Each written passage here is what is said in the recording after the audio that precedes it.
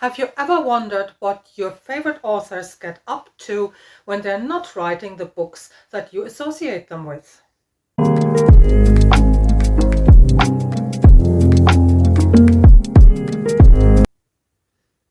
Hello and welcome back to the channel. My name is Angela, and today I would like to talk about 5 authors that I love, read, that bring me enjoyment and enrichment, but that have also written in genres that you might not associate them with. Let's get to it. Number 1 on my list is George R.R. Martin. Now, we know him predominantly for his Song of Ice and Fire. I know we're not talking about that this isn't completed or whatever. No.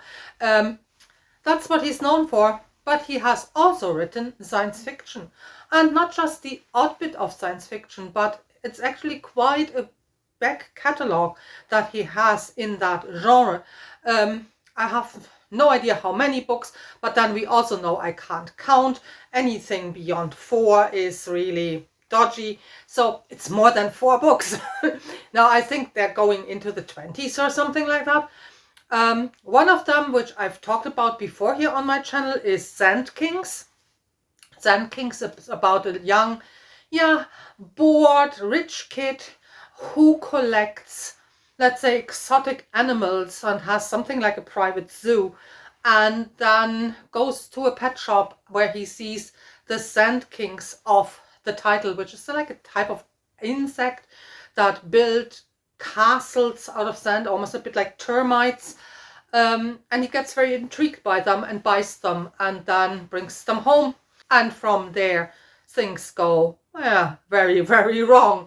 And if you think that was just a sideline or George R.R. Martin trying to find his voice as a writer, no, Sand Kings actually won both the Hugo and the Nebula Award. So no pushover in the sci-fi genre. And if that wasn't enough, George R. R. Martin is also behind the Wildcard universe. This is a shared superhero universe. The idea is that an alien virus infected DNA and then turns the infected people either into ugly monster-like people that are then called jokers, or gives them really superhuman powers and turns them into what they call aces.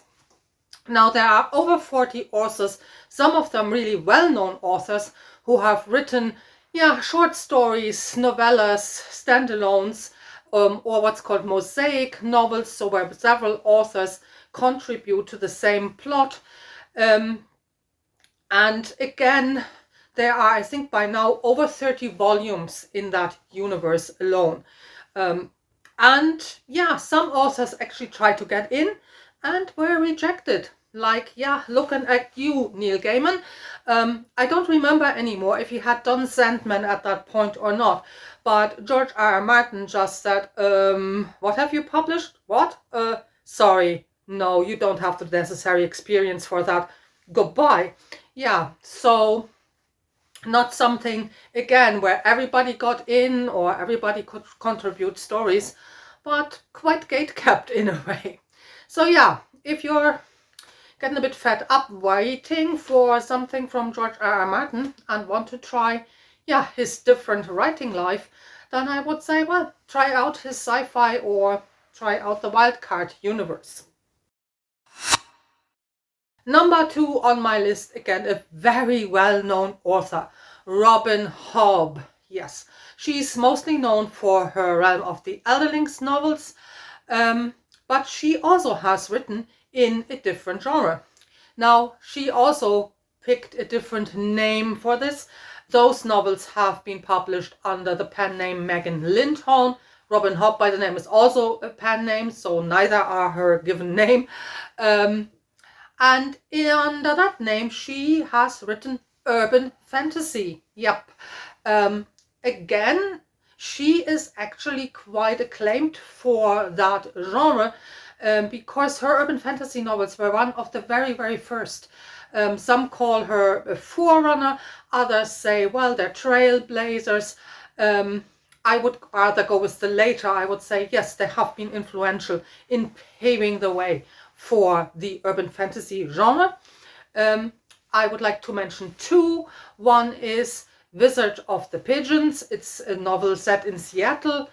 Wizard is, a homeless guy who has special kind like, let's say, features, traits, and tries to survive in this urban setting, Seattle. And the novel actually deals with quite some heavy themes like homelessness, grief as well. So that's one of them. The other one is called Cloven Hooves. And here we meet Evelyn when she is quite a young girl still, and she is still living in a more rural setting, and befriends a fawn in the woods, and then moves in her adult years to a bigger city, and things are not going so well for her, and her childhood friend reappears. And of course, the childhood friend has again some magic properties, and that's Cloven Hooves. So both novels are seen as defining the urban fantasy genre. So again, not just a sideline, or something that she wrote ages ago, kind of like to find her feet or anything like that, but novels that actually got some acclaim. Number 3 on my totally not ranked list is Ted Williams. Ted Williams is again mostly known as a fantasy writer, here for his trilogy Memory, Sorrow and Thorn, for example, starting with the first one, The Dragonbone Chair. But he also has written in a different genre. And this would be his Otherland series that is starting to get a bit more traction here on BookTube at the moment. And this would be classified as cyberpunk. Otherland has 4 volumes, each clocks in at almost, I think, 1,000 pages. Yes, it's big, but it's also very well worth reading, I have to say, because yes, we have fantasy elements like that we're entering a virtual reality. We're getting a little bit of the tech part that's used to kind of like get into this virtual reality. But overall, it's not too tech or computer heavy and can be really enjoyed by total computer idiots. I'm by far not very savvy when it comes to computers, and I really liked reading those books because this is not what the books predominantly are about, and that makes them a little bit different from perhaps the better known cyberpunk novels like the one by William Gibson, for example, because Otherland is first and foremost about stories, storytelling, why we need stories, the power of the stories that we tell us and each other. And the other big theme is the love that we have for our family members, and in particular the love of a parent or the love of a mother. Those are the 2 big themes in Otherland, in this like really sprawling 4-volume series. To experience those themes to their fullest extent, you really have to read all 4 volumes, especially the later of those 2 themes, kind of like motherly love theme. You need to read all 4 volumes. But as I say, I personally think it's really worth reading them. Number 4 on my list is, yes, the one and only Ursula Le Guin.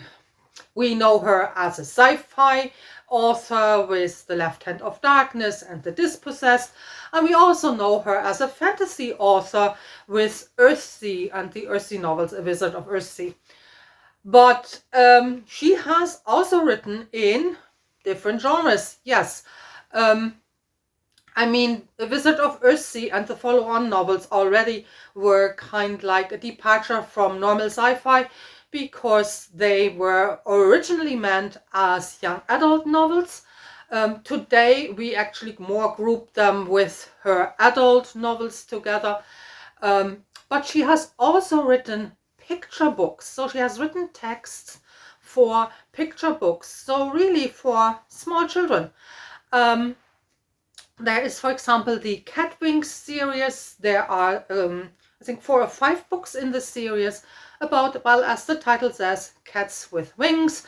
And if you have read some of the earlier Ursula Le Guin novels, then you know that this is a trope or an image that turns up, for example, in her very first novel, Rocannon's World, where the preferred mode of transport is actually riding cats with wings. Yeah, and here they appear in her children's books.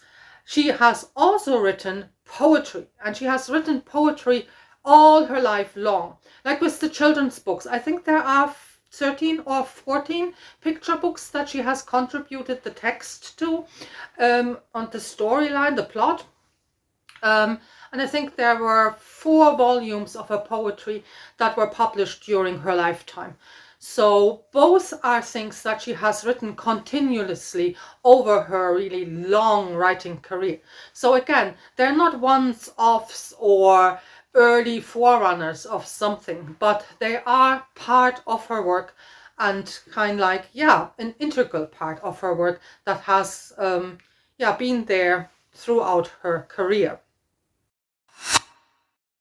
And my last example is Daniel Abraham. Daniel Abraham is here on BookTube, mostly known through the Long Price Quartet, because that really blew up a couple of years ago, and this is when I picked it up as well.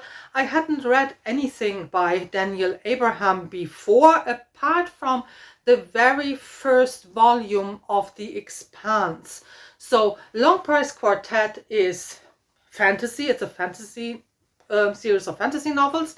He's also well known for his other series of fantasy novels, The Dagger and the Coin, but something I haven't read yet. And as I said, I've read the first volume of The Expanse, which is a sci-fi novel and a series of 9 sci-fi novels that he co-authors together with Ty Martin, and is then published under the pen name James S. A. Corey. So again, another genre he's writing more extensively in, so it's not a once-off. I think The Expanse is also better known by now because of the TV series. A genre that you might not so much know about is, because again he has written them under a different name, is again urban fantasy. There we have the Black Sun's Daughter series. I've read the very first one, Unclean Spirits, and I really would like to read some more. They're more urban fantasy in this, let's say, more American sense, where you have a bit of paranormal romance mixed in as well. But I think they're still well worth reading. They're well written. I think there are 5 novels in total. The series was meant to be longer, but then the publishing house wasn't interested anymore, which is really a shame. Yeah, but again, 2 different genres that Daniel Abraham is writing in, and again, not just once-off, but more integral parts of his writing overall. So let me know, have you read any of those more secret genres of those authors? And if so, which ones? So tell me in the comment section below. That's what it's there for, and I really like to hear from you what you have read, what you think. Also, do you know of other authors that have similar kind like writing careers where they write in different genres? Then please let me know about them as well. I would really like to find more of those authors. And as always, happy reading and all the best.